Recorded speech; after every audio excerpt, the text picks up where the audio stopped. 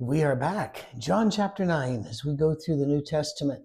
We've only got John and the book of Luke left, and we'll have done the entire New Testament since we started our Safe Harbor. All of those videos are up available for you. If you do not get our newsletter, and most of you don't, we only send it out to just over 1,000 people. But if you'd like to get it, just write info@oursafeharbor.com and we'll put you on the list. It's just one time a week. We don't bomb your email. But if you don't get the newsletter, you might not know how to find all the videos. Trying to search for them on YouTube is brutal because YouTube just has a really terrible engine of how to search things. So go to Vimeo, Vimeo.com. You don't need an account, don't need to worry about any of that sort of thing. Nothing in there of ours cost a penny. And all of our videos, even a couple that got kicked from YouTube because they didn't like the content, those are on Vimeo. And they're actually a little bit higher quality videos, and they're there for free. So just go to Vimeo.com, look up oursafeharbor.com, put in, let's say you have a question about 1 Corinthians 11. Put that in, see what comes up. You have a question about what we say about hell or heaven or anything, put it in. And there are well over 1,000 videos up there. I forget how many there are now, but it is well over 1,000 videos. And they're all free. And if they're sermons, they even have the notes attached in the description box. So you can look for all that we've done. So if you're teaching a Bible class at your church or a house church or men's group or women's group, and let's say you're doing the book of, and it's one of the New Testament books, you can go and listen to everything we've said about it. It's nice to have that kind of information available. John 9. As he went along, this is after the big combative scenes in John chapter 8 between Jesus and the religious elite. As he went along, he saw a man blind from birth. His disciples asked, "Rabbi, who sinned? This man or his parents that he was born blind?" The Jews, as most people still do, if we're very honest, have this idea that all suffering was caused by sin, and that the sins of the fathers could be passed on to the children. The sins of the children could reflect back on the fathers. So, these questions were alive questions to them. Read the book of Job, where they see all of this suffering and they say, well, you have to have sinned because look at the suffering. We tend to do that too. Those of us who have moderate health, my health is not great anymore after last year and 3 hospital runs, but those of us who have moderate health are used to taking some medicine, getting better for a while, doing all right. And then we see people who are always sick. I wonder, what are they doing wrong?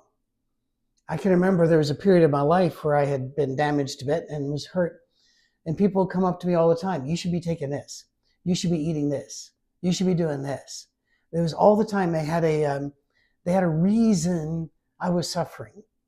And I understand why. We don't want suffering to be random because that means it can happen to us. We want it to have a cause. We want it to, all right, don't do this. This doesn't happen. There are a lot of things we can do that with. Don't play in the street. Don't get hit by a car. We can do that. Don't jump into the deep end of the pool unless you know exactly how to swim and get out of that pool. We understand that sort of thing. But whenever a child gets cancer, or whenever a child is born blind, or whenever a parent suddenly is killed in a car crash, and nobody was drinking, nobody was texting, a tire blew, a driver lost control, no fault of their own, that randomness really gets to us. And so the disciples are not being mean or cruel. They have a legitimate question. All right, what's the cause of this? Did the man sin? Seems like a crazy question. But they weren't really exactly sure of where we were before we were born. Therefore, they had to ask the question. And also, with their concept of time, it could be, did God know he was going to be a sinner, therefore God shut him down with blindness? Or did his parents sin and this is the punishment? Jesus said, neither this man nor his parents sinned. Now, first of all, we know technically they did, because human beings sin. We are clear on that, are we? Yes? So when Jesus says they haven't sinned, what is he talking about? They're forgiven. They're faithful Jews. They're part of the religious community. So we do sin, but we're forgiven. So sin was not the cause of this. But this happened so that the work of God might be displayed in his life. As long as it's day, we must do the work of him who sent me. Night is coming when no one can work. While I'm in the world, I am the light of the world. A little choppy, like we said last week, but it's because it's a condensation of what was said over a longer period of time. Jesus is explaining to them a couple of things. One, sin is not what caused this, but there's some things I can do about it, and I should do them because I'm only going to be here for a while. And whenever your time is limited, time becomes far more valuable. Therefore, I need to get on this. I'll deal with this now. Do you ever have to pep talk yourself? We're running out of daylight here. How much time do we have left? We got to get this work done. Jesus is saying that here. And he knows the firestorm that's going to come. He just came out of a firestorm. And there's going to be another one coming. This is going to be a very strange one. You ready? Here we go. Having said some of this, he spit on the ground, made some mud with the saliva, and put it on the man's eyes. Why? Why? I've actually read commentaries where people are trying to say, well, the reason why is, and I'm reading it going, what? It's okay to say we don't know. I have an idea, but I'm only going to share the idea if we all agree that we understand this is Patrick's idea. This is not scripture. This is not God speaking from heaven. Can we all agree? We good? Good? There in the back? Yep. Okay. Here we are. I think Jesus wanted to create some distance between him and this man so that when the miracle occurred, he wasn't there. And the reason I get that idea is because how many times did Jesus do that? He would heal somebody and say, don't tell anyone. And what was the next verse? More than half the time, they told everyone. He would say, or he would raise the daughter of a man and then from the dead, and then just slip out quietly saying, you don't need to tell people about this. He always tried to do things without bringing the big glory to himself. When he did miracles, it was to bring glory to God and to underline the fact that he was the Son of God and speaking for God. So I think he's just trying to create some physical distance. If you remember, there we go again, Bradford Pears.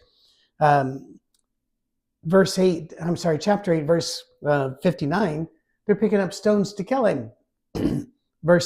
Chapter 9 starts, as he went along, there are people still out there gunning for him, stoning for him, rocking for him.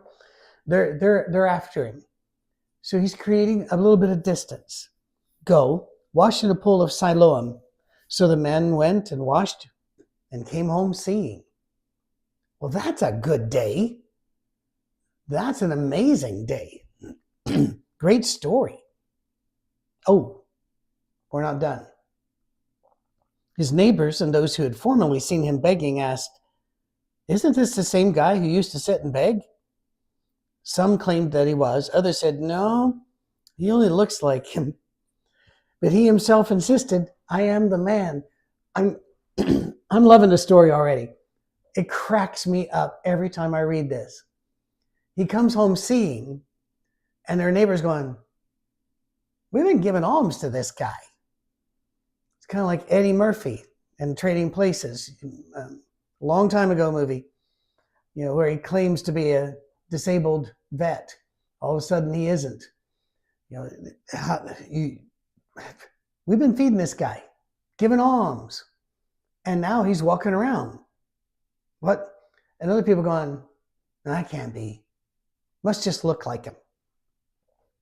We're like that in human nature. Some notice, and some say, it's too painful to notice, therefore I shall not notice. And he's over there going, no, it's me, guys. It's really me. How then were your eyes open? They demanded. And that really is a good translation. And it shouldn't be they asked. They queried gently. It was like, well, you're seeing now, dude.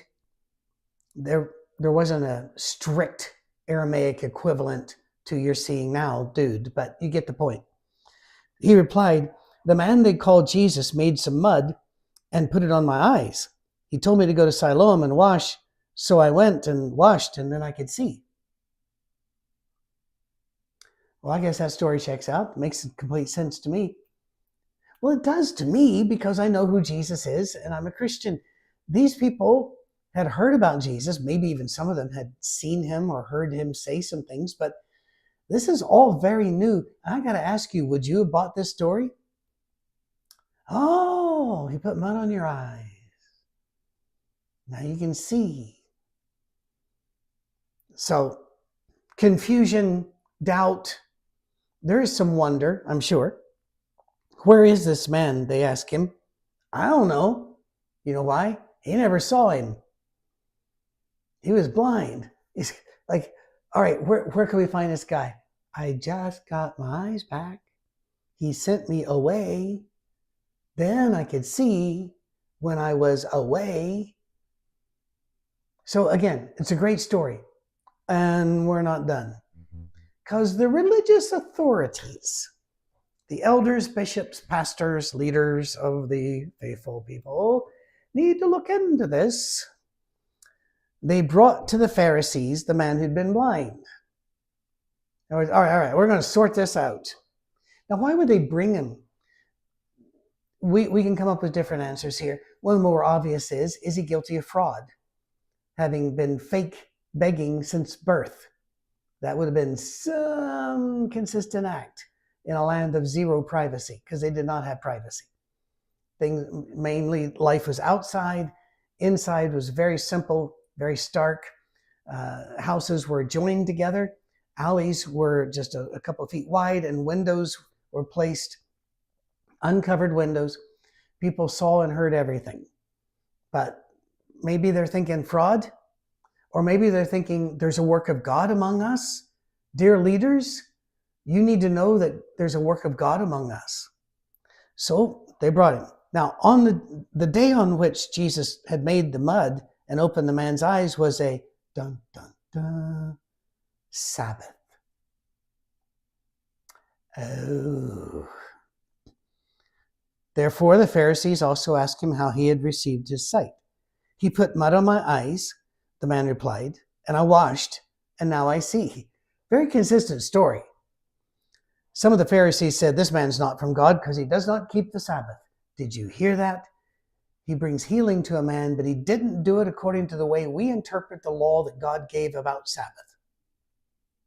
Now, Jesus has gone up against this repeatedly.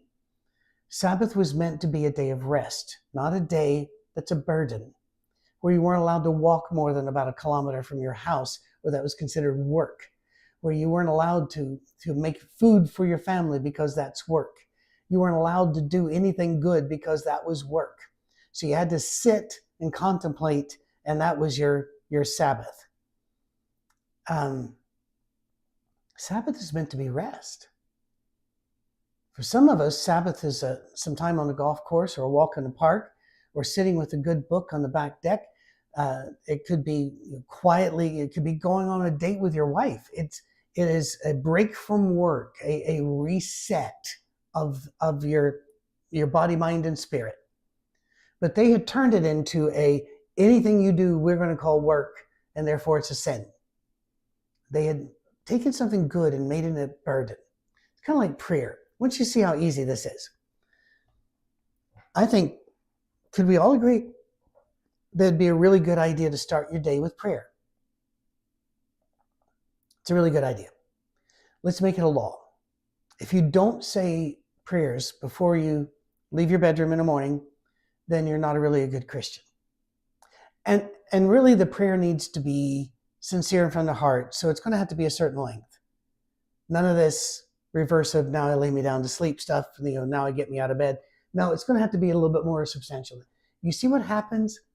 We start making more and more and more rules, and now people are going, I got to do all of this. I feel guilty if I don't do this. And that's what they've done to the Sabbath times 1,000,000. That's exaggeration. I don't think they did 1,000,000. Others, when the Pharisees goes, well, this guy can't be from God because he was working on the Sabbath, for goodness sake. Others ask, well, how can a sinner do such miraculous signs? So they were divided, having a good old argument about this now. Finally, they turned again to the blind man. What do you have to say about him? It was your eyes he opened. The man said, he's a prophet. Now, when we say prophet and prophecy in modern American English, or really in the West, most people think you're talking about somebody that tells the future. But prophets didn't spend most of their time talking about the future. I've seen different figures, but I think it's safe to say about 20-25% of the time, if you do word count, they were talking about future events. But most of the time, they were not foretelling the future. They were telling the people about God and about life and about right. And so what he's saying here really is, I think he's a good guy. I can see. I think he belongs to God, and this is a gift from God. The Jews still did not believe that he'd been born blind. Well, that can't be it. You had to have been. So they sent for his parents. Is this your son? They asked. Is this the one you say was born blind? How is it that now he can see? We're going to have a little religious trial here. You ever been caught in one of those? Those are fun, aren't they? He said mockingly. They are not fun. And the religious trial leaders are always convinced they're the ones who have the right to put everybody else on trial. I'm going to write them up. I have so many of these examples. I can remember a man that was very big in a religious tribe in which I lived, had all kinds of books on morality and against sexual sin and the sins of abortion and this, that, and the other. And then one day, his wife got sick, went to the hospital, and she found out she had sexually transmitted diseases. Well, she'd only been with her husband. Well, the husband, going around doing all of these meetings, this is pre-internet, guys, and way back then, people got away with a lot more. He had been going around doing these meetings, and they were always thunder and power and accusation, and people ate that up. They brought it in. Sometimes he would have his wife with him, except it wasn't his wife. It was one of various women that he had around the country, and he would claim they were his wife, and nobody knew. Well, he got busted, and he was even a leader of a school of ministry and preaching. He got busted, divorced, kicked out, disappeared for a while.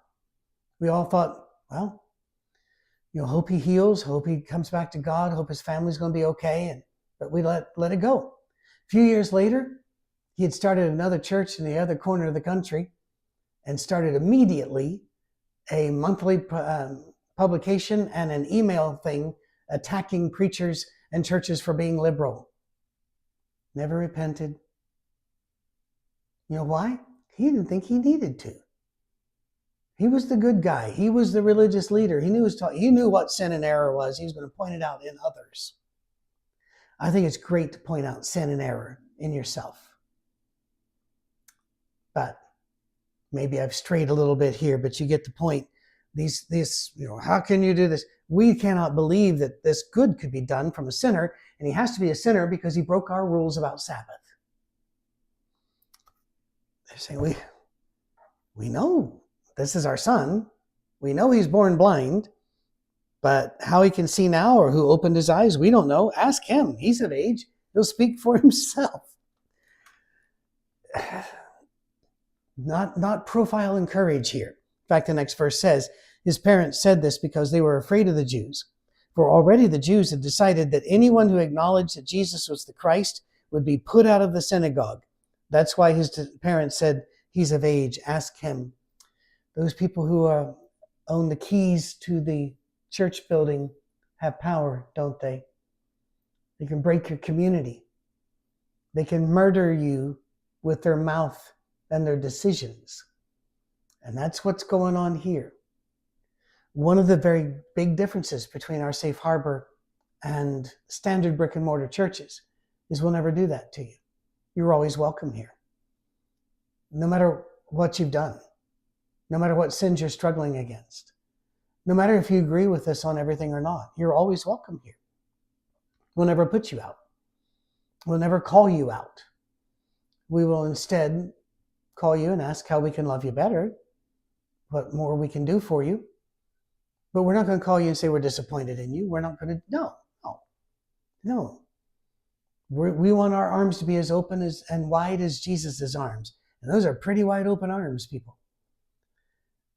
But the leaders of churches often believe they've got the keys to the kingdom of heaven. But they do have the keys to the church building and the keys to who gets to do what. And they sort it out in a way that always seems to work for them. Now, that's a big slander because a lot of church leaders are super good, humble, kind people. But we've all, I think most of us in our safe harbor have experienced the other kind too. And there's a reason why they show up so often in the Gospels, because they show up often in human organizations. The second time, they summoned the man who'd been born blind. Give glory to God, they said.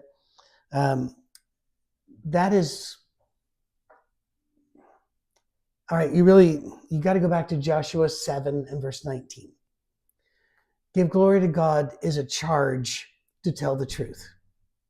That's what that means. It doesn't mean that he's supposed to now sing a hymn or something. It means give glory to God. In other words, you are under oath to tell the truth. Joshua 7:19, if you want to check that out. All right. Okay. We know this man is a sinner. How do you know? Because he broke the rules of the Sabbath. Whose rules? God's rules. Can you find that in Exodus, Leviticus, Deuteronomy? No, he said to rest and not to do work. You think spitting, making little mud patties for the eyes is working? That seem like work to you? Whenever kids are out back, you remember in the old days, kids would, they'd play in the mud and make shapes out of the mud, and people called them mud pies. Did you ever go up to the kids and say, kids, you got to quit working and start playing? You know, these men had made rules, and therefore when the rules were broken, these people are sinners. It wasn't God's rules. We really need to learn to discern between the two. The man who'd been blind replied, whether he's a sinner or not, I don't know. One thing I do know, I was blind, but now I see. I like that answer. They then asked him, what did he do to you? How did he open your eyes? He answered, I've told you already and you didn't listen. Why do you want to hear it again? Do you want to become his disciples too? Okay. Maybe the last phrase wasn't the right phrase to use. We tend to do that. Jesus warned us. He said, let your yes be yes and your no be no. Anything else after that can come from the evil one. So he was doing real good. I've already told you, you didn't listen. Why should I say it again? Stop. But he said one extra sentence. Did anybody else feel common ground with this fella? We often say one too many sentences, sometimes more than one. They hurled insults at him and said, you are this fellow's disciple. We are disciples of Moses. We know that God spoke to Moses, but as for this fellow, we don't even know where he comes from. My old religious tribe was a very, very tight one. And I can remember, even as a teenager, I'd be reading a book on history or religious history or something, just I got from the library. My father would look at, what are you reading? I'd tell him, is that written by a member of the church? Don't think so. Then why are you wasting your time? Where did this person even come from? If they knew what they were talking about, they'd be one of us. That's exactly this attitude. By the way, I had the same attitude because I've been taught it. It's been a long journey out of there. I don't think I'm done with the journey yet. Don't think you are either. You wouldn't be listening to this. The man answered, now, that is remarkable. You don't know where he comes from. You're the religious leaders. You're overseeing all this stuff. And you don't even know where the guy comes from. And he's the guy that could open my eyes. You couldn't open my eyes. You knew me then. You weren't opening my eyes. He opened my eyes. And you don't know where he came from. That's interesting. We know that God does not listen to sinners. He listens to godly men who do his will. Nobody has ever heard of opening the eyes of a man born blind. If this man were not from God, he couldn't do anything. That makes a lot of sense. Does that make sense to you? That makes sense to me. They were so bound by their God in a box that had to behave exactly like they wanted because they put these rules in place. To this they replied, you were steeped in sin at birth. That's a remarkable achievement. How dare you lecture us? We are the leaders. We are the wise people. And they threw him out. To be thrown out of the synagogue is to be thrown out of the community. Most people would no longer do business with you. They would not eat with you. Your fellowship was broken. It was a very serious thing to happen. Jesus heard that they'd thrown him out, and when he'd found him, in other words, Jesus heard about this, went looking for the guy. When he found him, he said, do you believe in the Son of Man? Who is he, sir? The man asked. Tell me, so I may believe in him. You've now seen him. In fact, he's the one speaking with you. Son of Man seems odd to us, a phrase. But again, if you will listen to the sermons that we delivered on March 30th and April 6th, you will see that the phrase Son of Man is used often in the psalm to refer to Jesus. And so he is, whenever he says Son of Man, this guy's thinking of all those psalms that talk about a deliverer, a healer, the messenger of God, all of this. Because you've now seen him. In fact, he's the one speaking to you. Then the man said, Lord, I believe, and he worshiped him.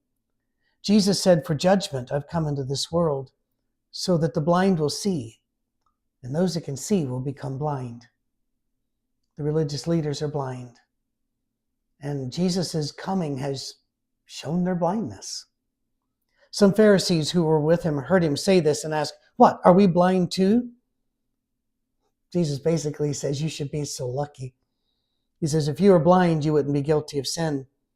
But now that you claim you can see, your guilt remains. It's a word play. Remember how the chapter started. Did this man sin or his parents? What caused the blindness? Jesus here is saying the blindness is being caused by yourself. If you were blind, you wouldn't be guilty of sin. That answers that first question. But now that you claim you can see, your guilt remains because of what you say you see and what you will not see. He then goes into a lesson, but we've exceeded our time, or about to exceed our time for this week. We try to keep these around 30 minutes. So I'm going to stop and we'll do the lesson next week. All right? Hopefully the Bradford peers will be away and will be a little bit stronger of voice. Thank you for putting up with me. Thank you for your support, your love, the notes of encouragement, the emails. Thank you for those of you that support us financially. You literally feed us. You literally buy our medicine when we're sick. It is amazing. We are humbled and honored and always grateful. God bless you. We'll talk to you next week.